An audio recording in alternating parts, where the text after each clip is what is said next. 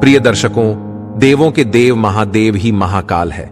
आज हम आपको भोलेनाथ के परम भक्त की कथा सुनाने जा रहे हैं। आप इसे ध्यान से पूरा सुनना। मित्रों, एक समय की बात है। भोला नाम का एक पशुपालक ग्वाला अपनी पत्नी दुर्गा के साथ बीजापुर नामक गांव में रहता था। भोला बहुत ही सयाना था, किंतु उसकी पत्नी बहुत होशियार और चरित्रवान स्त्री थी।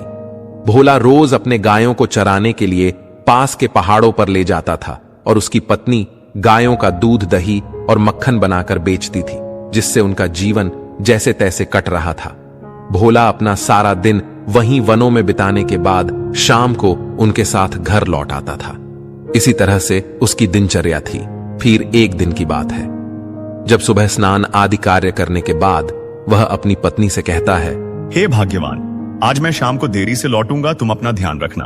तब उसकी पत्नी कहती है, जी मैंने आपके लिए भोजन का सारा प्रबंध किया है। सुनिए जी, अपने साथ दोपहर का भोजन में ले लो। तब भोला कहता है, अरे सुनो, तुम मुझे थोड़ी सी खीर और दूध दे दो, जो तुमने कल रात मिट्टी के बर्तन में बनाई थी। अजी, आप यह खीर किसे खिलाओगे? स्वयं तो खाते नहीं हो। अरे दुर्गा, रास्ते में भगवान शिव की एक मूर्ति है और बड़ा ही सुंदर शिवलिंग एक बेल्व वृक्ष के नीचे है। वहां कोई भी उन्हें कभी कुछ नहीं चढ़ाता। आज सावन का सोमवार है, तो मैंने सोचा कि क्यों ना आज उन्हें ताजी बनाई हुई खीर और दूध अर्पित किया जाए है। उनको भी अच्छा लगेगा। अब हमारे पास और कुछ तो है नहीं, तो कम से कम हम दूध खीर तो चढ़ा ही सकते हैं ना। लेकिन हमारे गायों का भी ख्याल रखना। मैंने सुना है वन में कई सारे हिंस्र पशु है। इन दिनों आप ज्यादा ही आध्यात्मिक होते जा रहे हैं, कहीं उनसे ध्यान ना हट जाए आपका। हाँ, जरूर रखूंगा, तुम उनकी चिंता मत करो। स्वयं भगवान शिव हमारा सहारा है। भोला अपनी पत्नी से भोजन और मटकों में दूध और खीर साथ लेकर घर से निकल पड़ा। रास्ते में वह उसी विशाल बरगद के पेड़ के नीचे भगवान शिव की मूर्ति के पास रुक गया, जैसा कि वो हर रोज करता आया था। उसने पहले भगवान की मूर्ति से प्रार्थना की और फिर उनसे बातें करने लगा तथा वहीं मौजूद शिवलिंग पर उसने दूध चढ़ाया और कुछ बेल के पत्ते अर्पण किए। फिर वो उनसे अपने दिनचर्या के बारे में बात करने लगा और कहने लगा, हे भगवान, आपका बहुत बहुत धन्यवाद। आपकी ही कृपा से मेरा जीवन खुशहाल बीत रहा है। आज मैं आपके लिए अपने घर से खीर लाया हूं। मैंने सुना है कि आपको गाय के दूध की खीर बहुत पसंद होती है। ये लीजिए, खाकर देखिए, मेरी पत्नी ने प्रेम से बनाई है। इतना कहकर भोला ने मूर्ति के सामने खीर से भरा वह घड़ा रखा और फिर पहाड़ों में गायों को चराने के लिए निकल पड़ा। फिर सूरज डूबने के बाद वह वापस आया और फिर आकर शिवजी की मूर्ति के पास रुक गया। तभी उसने देखा कि मिट्टी का वो पूरा घड़ा खाली था। उस खाली घड़े को देखकर वह आश्चर्यचकित हो गया और भगवान शिव ने उसकी भेंट स्वीकार कर ली। यह सोचकर मन ही मन बहुत प्रसन्न हो गया और कहने लगा, हे प्रभु, आप मेरी सारी बातें सुन लेते हैं। आज आपने मेरी भेंट भी स्वीकार कर ली। मैं तो धन्य हो गया। अगर आप स्वीकार करें तो मैं आपको प्रतिदिन खुशी से खीर अर्पण करूंगा तथा शुद्ध दूध से बनी गायों की खीर लाऊंगा। मित्रों, जब यह नजारा कैलाश में बैठे शिव पार्वती देख रहे थे, तभी माता पार्वती मुस्कुराती है और कहती हैं, हे प्रभु, आपका भक्त कितना भोला है, जो इस संसार की मोह माया से विरक्त है। इसके पास कुछ भी नहीं है, फिर भी आपसे आपको मोह लेना चाहता है। तब भगवान शिव कहते हैं, हे देवी, मैं आपको समय आने पर उसी भोला की भक्ति की परीक्षा कराता हूँ। मित्रों, इसी तरह से एक सप्ताह निकल जाता है। फिर अगले सावन सोमवार के दिन भोला उसी बरगद वाली मूर्ति के पास आता है और मन ही मन कहता है, हे प्रभु, आप मेरी सारी बातें सुनते हैं और मेरा भोग भी स्वीकार करते हैं, किंतु आप कुछ बोलते नहीं हैं। ठीक है, कोई बात नहीं, आपकी जैसी इच्छा।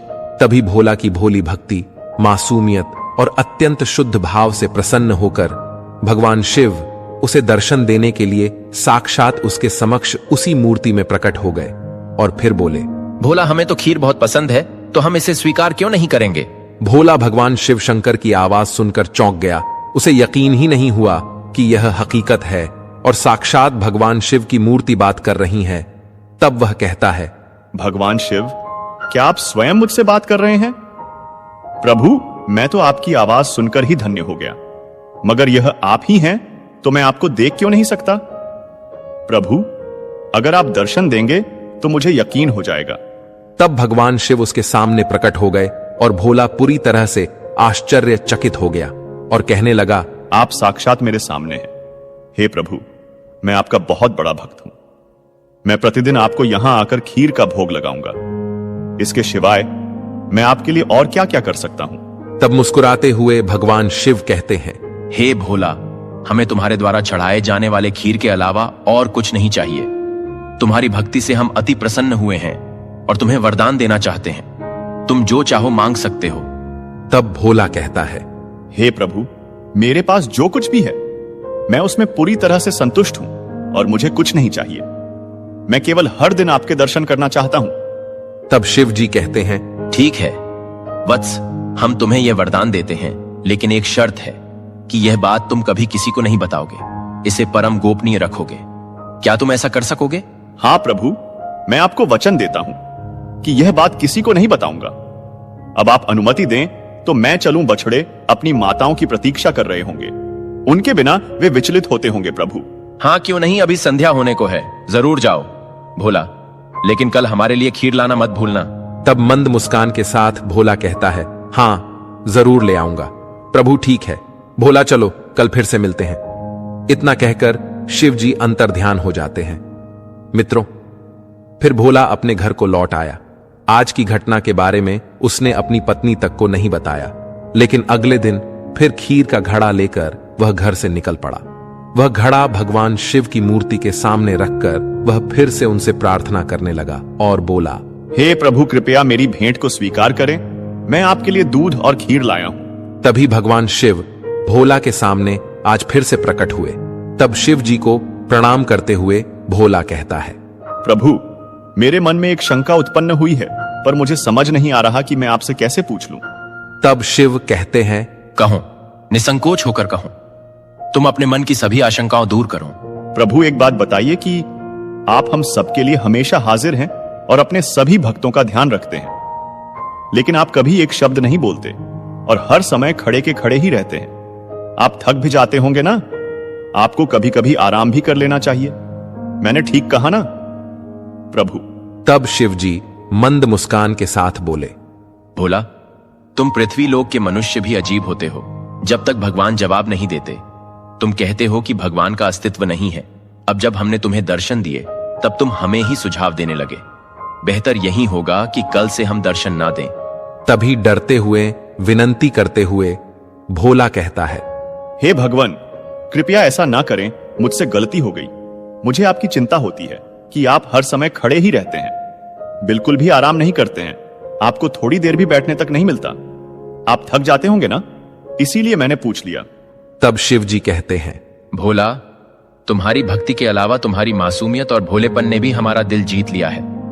तुम्हारे इस प्रश्न का उत्तर हम तुम्हें एक उदाहरण देकर समझाते हैं।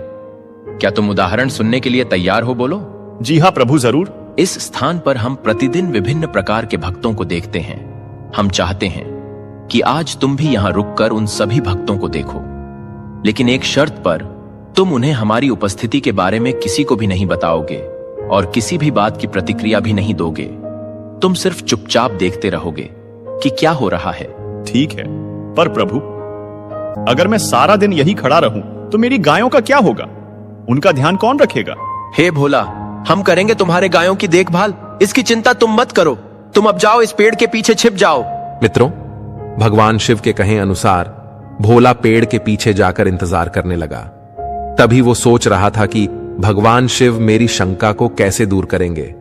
चलो, अच्छा है, देखते हैं कि भगवान आखिर मुझे क्या दिखाना चाहते हैं। फिर कुछ समय के बाद एक व्यापारी सोने के सिक्कों से भरी थैली लेकर वहां पहुंच जाता है और शिव जी के सामने शीश झुकाते हुए बोला, हे प्रभु, मेरा व्यापार अब बहुत अच्छे से चल रहा है। आपके आशीर्वाद के कारण मैं अति प्रसन्न हूं। मैंने अभी अभी नया कारोबार शुरू किया है। कृपया उसमें अच्छे अच्छे मुनाफों का आशीर्वाद दें। उसने अपनी प्रार्थना पूरी की और उसके बाद अनजाने में ही बिना थैली उठाए वहां से निकल गया। यह सारी बातें भोला पेड़ के पीछे खड़े रहकर देख रहा था। तभी भोला मन ही मन सोचते हुए कहता है, अरे वो व्यापारी तो अपना थैला यहीं पर भूलकर चला गया। अब तो मैं उसे याद भी नहीं दिला सकता, क्योंकि मैं भगवान शिव जी की किसी भी बात पर प्रतिक्रिया ना करने की शर्त से बंधा हुआ हूं। मित्रों, फिर थोड़ी ही देर बाद एक गरीब आदमी आकर मूर्ति के सामने खड़ा हो गया और भगवान शिव से प्रार्थना करने लगा, और कहने लगा, हे प्रभु, मैं इतना गरीब हूं कि मेरे पास खाने के लिए कुछ नहीं है और मेरा परिवार कई दिनों से भूखा है। मैं यहां आपकी शरण में आया हूं क्योंकि आप लोगों के उद्धार करता है। मुझे कोई ऐसा मार्ग दिखाओ जिससे मैं अपने परिवार का भरण पोषण कर सकूं। तभी उसे एक अनजान थैली मूर्ति के पास दिखाई दी। जब उसने वह खोलकर देखा तो उसमें कई सारे सोने चांदी के सिक्के थे, जिससे उसकी गरीबी हमेशा के लिए मिट जाएगी। यह सोचकर अब वो खुश हो गया और बोला, हे भगवान, आपने इतनी जल्दी मेरी इच्छा पूरी कर दी। अब मैं इस धन से अपने परिवार का भरण पोषण कर सकता हूं। आप बहुत दयालु हैं प्रभु। इतना कहकर वह गरीब व्यक्ति थैली लेकर वहां से खुश होता हुआ निकल गया। अब भोला खुश होकर कहता है, चलो ठीक है, प्रभु की लीला अपरंपार है। अब तो उस गरीब का भला हो जाएगा। तभी कुछ समय के पश्चात राजू नामक एक सफेरा वहां आया और नमस्कार करते हुए बोला, हे प्रभु, मैं आपका एक बहुत बड़ा भक्त हूं। मैंने जीवन में कई सारे सांपों को पकड़ा है, लेकिन किसी के प्राण नहीं लिए। मैं मेरे स्वयं के परिवार के पालन पोषण के लिए सांपों का खेल दिखाकर लोगों के मन को लुभाता हूं, लेकिन कभी कभी मुझे बहुत डर लगता है कि खेल खेल में कभी किसी सांप के काटने के कारण मेरी मृत्यु ना हो जाए। हे प्रभु, मेरी रक्षा करो। मेरे बिना मेरा परिवार भूखा ही मर जाएगा। मेरे जीवन का कोई भरोसा नहीं है तथा मेरे परिवार में कमाने वाला और कोई भी नहीं है। इसीलिए मैं आपसे प्रार्थना करता हूं कि आप मुझे हर खतरे से बचाए रखें। तो यही मेरी आपसे प्रार्थना है। मित्रों, वह सफेरा इसी तरह से भगवान से मिन्नतें करते हुए शिव जी की मूर्ति के सामने बैठा रहा। उसी समय वह व्यापारी अपने सुरक्षा रक्षकों के साथ सोने के सिक्के की थैली लेने वापस आया। उसने देखा कि सिक्कों से भरी वो थैली गायब है और सफेरा राजू वहीं बैठकर प्रार्थना कर रहा है। उसने इसके लिए सफेरे को ही दोषी मान लिया और अपने लोगों से कहकर राजू को बलपूर्वक बंदी बना लिया। और रामू से सेठ ने पूछा, बताओ कहां है मेरी थैली? जरूर तुमने ही चुरा ली होगी, क्योंकि तुम्हारे अलावा दूसरा कोई भी इस मार्ग से ना आता हुआ और ना ही जाता हुआ दिखाई दिया है। जरूर तुमने ही उस थैली को चुराकर उसमें से धन को ले लिया होगा। तभी राजू सफेरा हाथ जोड़कर सेठ से प्रार्थना करता है और कहता है, नहीं, मैं निर्दोष हूं। कृपा करें और मुझे छोड़ दीजिए। जब उस सेठ के आदमी उस सफेरे के साथ जबरदस्ती और हाथापाई करने लगे और उससे पूछने लगे कि बताओ वह थैला कहां है, नहीं तो हम तुम्हें राजा के दरबार में ले जाकर फांसी पर चढ़वा देंगे। सेठ के लोगों की बातों को सुनकर राजू बेचारा रो रो कर उनके सामने गिड़गिड़ाने लगा। लेकिन सेठ तो निष्ठुर स्वभाव का था। वह जब राजू को पिटने के उद्देश्य से आगे बढ़ा तब भोला से रहा नहीं गया। वह सोचने लगा कि थैला तो कोई और लेकर गया है और यह बेचारा सफेरा बिना किसी अपराध के फांसी चढ़ जाएगा। है प्रभु, आप तो सब कुछ जानते हैं। अब आप उसे नहीं बचाएंगे तो मैं सब कुछ सत्य घटना का वर्णन सेठ से कर दूंगा, जिससे राजू की जान बच सकती है। लेकिन भगवान शिव ने कोई उत्तर नहीं दिया। यह देखकर भोला ने भगवान शिव से किया हुआ वचन तोड़ दिया और उनके सामने आकर उन लोगों से सारी सच्चाई बयान कर दी और कहने लगा, सेठ जी, कृपया आप इस सफेरे राजू को छोड़ दीजिए, क्योंकि इसने कोई थैला नहीं लिया है। यह निर्दोष है। तभी आश्चर्य से सेठ ने भोला से पूछा कि क्यों, तुम कौन हो और तुम्हें कैसे पता कि उसने थैला नहीं लिया है? और यह बात तुम्हें कैसे पता चली? जब मैं यहां आया तब तो यहां कोई भी नहीं था। भोला कहता है, सेठ जी, मैं भोला एक पशुपालक हूं। आज सुबह से ही मैं इस वृक्ष के पीछे था। मैंने एक गरीब आदमी को यहां से आपकी थैली लेते हुए देखा है और वह कुछ ही देर पहले उस दिशा में गया है। किंतु तब भोला की बातों पर सेठ को संदेह होता है और वह अपने सिपाहियों से कहता है, तुम लोग जाओ और उस भिखारी से छीनकर उस थैले को ले आओ। मैं तुम्हें बड़ा इनाम दूंगा। मैं यहीं रुककर इन दोनों पर नजर रखता हूं, कहीं ये दोनों भिखारी का नाम लेकर हमारे साथ कोई छल कपट ना कर ले। मित्रों, अपने मालिक की बात सुनकर वह दोनों सिपाही तुरंत तेज दौड़ते हुए उस भिखारी को पकड़ लेते हैं और वहीं राजा के सैनिकों से चोरी का आरोप लगाते हुए उस भिखारी को कैद में डलवा देते हैं। तत्पश्चात उस धन के थैले को लेकर उसी स्थान पर वापस आते हैं, जिसे देखकर सेठ जी बहुत खुश होते हैं और भोला को तथा राजू को छोड़कर वापस अपने घर की ओर निकल जाते हैं। भोला अब मन ही मन खुश होकर भगवान शिव जी से कहता है, प्रभु, चलिए, अच्छा हुआ। मेरे ही कारण सफेरे के प्राण तो बच गए, नहीं तो वह अनजान कृत्य का भागी बन जाता था। तभी वह सफेरा रामू भगवान शिव और भोला को धन्यवाद देकर वहां से जंगल की ओर निकल जाता है। अब प्रसन्नता के साथ भोला ने संध्या समय फिर से भगवान शिव का स्मरण किया और कहा, हे प्रभु, आप कहां गए? अब तो मुझे दर्शन दीजिए। भोला के स्मरण करने के बाद स्वयं शिव जी प्रकट होकर भोला की तरफ मुस्कुराते हुए देखते हैं। तभी भगवान के सामने अपना संदेह व्यक्त करते हुए भोला ने कहा, प्रभु, आप चुप क्यों थे? जब आपके सामने ये पूरी घटना हुई थी, मैं आपसे बहुत नाराज हूं। सब कुछ जानते हुए भी आप अधर्म को बस देखते रहे। चलो ठीक है, जैसे तैसे अब मैंने इस समस्या को हल कर दिया है। भोला, तुम यह बात ध्यान में रखो कि हर प्राणी को वह अवश्य ही मिलता है जिसके प्रारब्ध में जो होता है।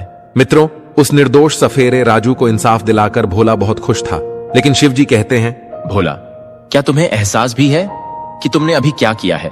प्रभु, मैंने एक निर्दोष आदमी को बचाया क्योंकि मैंने सब कुछ देखा है और मुझे पता था कि थैली उसे गरीब आदमी ने ले ली थी। लेकिन प्रभु, निर्दोष राजू को ऐसे अपराध की सजा मिलती जो उसने किया ही नहीं था। इसलिए मैंने आपके वचन को तोड़कर एक निर्दोष व्यक्ति को बचाने के लिए सच कहा। भोला, तुम्हें लगता है कि तुमने राजू को बचाया, लेकिन वास्तव में तुम ही उसकी मृत्यु का कारण बन गए हो। जानते हो कैसे? हे भगवान, कैसे मैं उसकी मौत के लिए जिम्मेदार हूं? आप क्या कह रहे हैं और वह कैसे मुझे समझ में नहीं आया प्रभु। हे भोला, हम जो भी कर्म करते हैं वे सभी एक दूसरे से जुड़े होते हैं। हमें सिर्फ अपने कर्म को करते रहना चाहिए, लेकिन जो हो रहा है उसकी विपरीत प्रतिक्रिया देने की कोशिश कभी नहीं करनी चाहिए, क्योंकि इससे आपदा ही आएगी। इसलिए मैंने तुम्हें केवल एक दर्शक बने रहने के लिए कहा था और किसी भी चीज का जवाब नहीं देने के लिए कहा था। तब आश्चर्यचकित होकर भोला कहता है, लेकिन भगवान, मुझे इसमें अपनी गलती समझ में नहीं आई। कृपया मेरा मार्गदर्शन करें। हे भोला, ठीक है, तो ध्यान से सुनो। बताता हूं। सबसे पहली बात यह है कि राजू का कुछ समय पहले ही निधन हुआ है। क्या राजू की मृत्यु हो गई है? पर कैसे? हाँ, ये तुम्हारी गलती के कारण हुआ है। अगर तुमने उस सफेरे को राजा के कैद में जाने दिया होता तो वो सांप को पकड़ने नहीं जाता और अपनी मृत्यु से शायद बच जाता। और वहीं दूसरी ओर वह भिखारी जो धन के थैले को लेकर जा रहा था, वह खुशी खुशी उस धन को अपने परिवार पर खर्च कर देता और उसकी गरीबी का अंत हो जाता था। लेकिन अब उसे राजा के सैनिकों ने कैद कर लिया है और उसका परिवार भूख से मर जाएगा।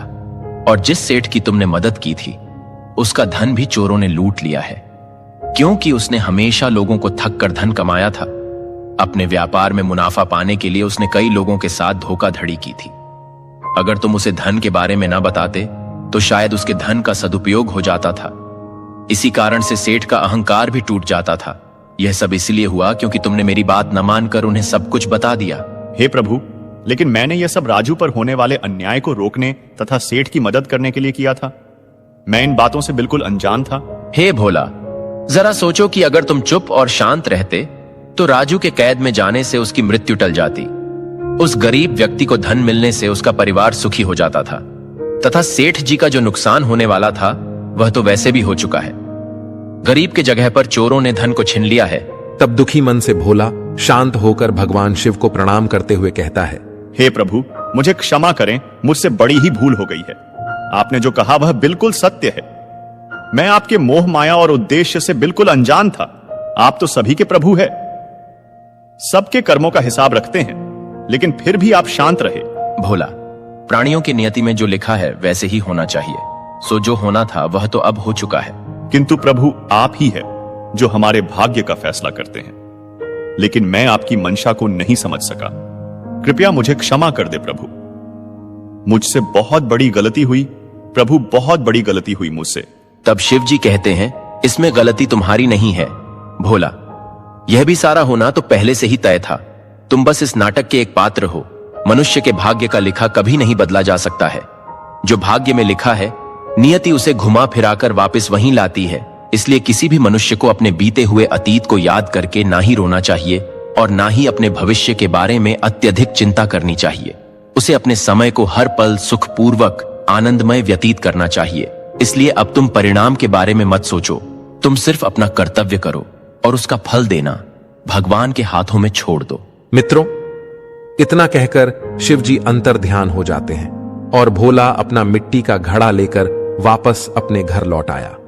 और समय के साथ साथ वह इस घटना को भूलकर अपना नित्य कर्म करने लगा। प्रिय दर्शकों, आपको यह कथा कैसी लगी? कमेंट करके अवश्य बताएं।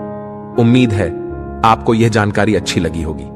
वीडियो को लाइक जरूर करें और कमेंट में हर हर महादेव, साथ ही चैनल को सब्सक्राइब करें। आप सभी का धन्यवाद।